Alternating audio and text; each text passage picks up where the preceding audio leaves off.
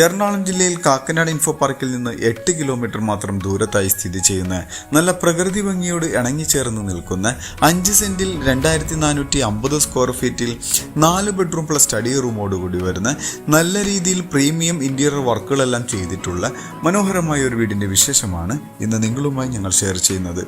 നല്ലൊരു റെസിഡൻഷ്യൽ ഏരിയയിൽ നിൽക്കുന്ന ഈ വീട് 2018 പ്രളയം ബാധിക്കാത്ത ഒരു ഏരിയയിലാണ് സ്ഥിതി ചെയ്യുന്നത്. വീട് കാണുന്ന പോലെ നല്ല ബോക്സി ടൈപ്പിലാണ് എലിവേഷൻ.